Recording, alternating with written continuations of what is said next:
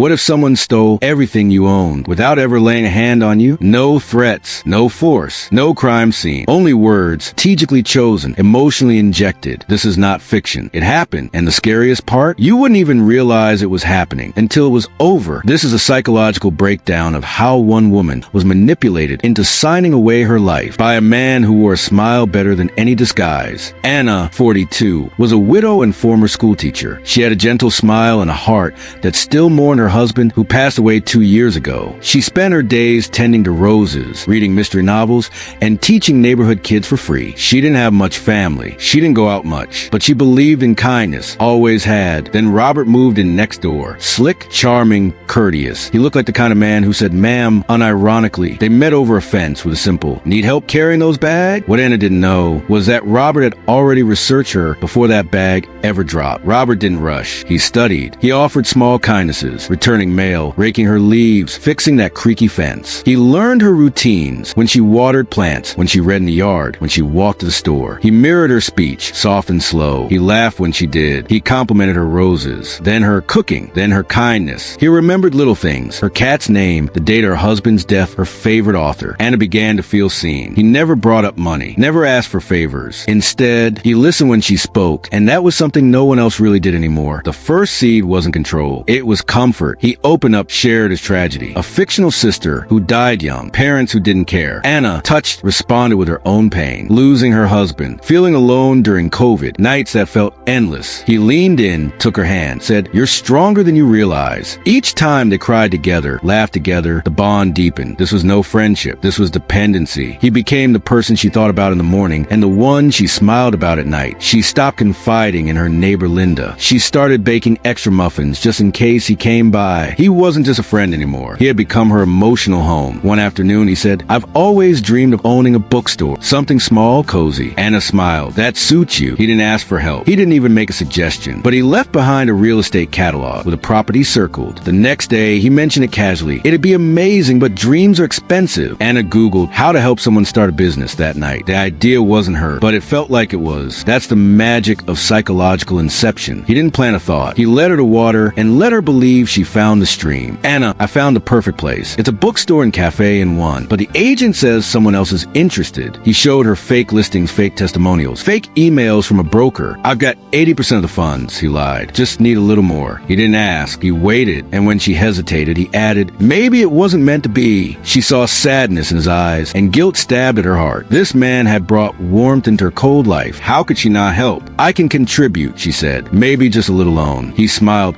but humbly as if surprised. That was his genius. He made her feel like the hero. "These are just temporary agreements," he told her. "Your name stays on everything. We're co-investing." The paperwork was real, legal, but masked with twisted intent. He used terms like holding trustee, temporary nominee transfer, share control. Anna didn't understand, but she didn't ask because she trusted the person across from her more than any lawyer. She signed the dotted line, and with that single signature, she transferred her entire property to Robert Walker. No gun, no theft, just trust. Weaponized. 3 days later, Robert's house was empty. No moving truck. No goodbye. No note. His number? Disconnected. Her documents? Stamped, filed, legally binding. Anna rushed to the land registry office. Her name was gone, and in its place was Robert Walker. She collapsed in the lobby. She wasn't scammed. She was emotionally hijacked. Let's break this down. Step 1, mirroring. Creating comfort by matching behavior and beliefs. Step 2, emotional anchoring. Connecting trauma with a safe figure. Step 3, inception.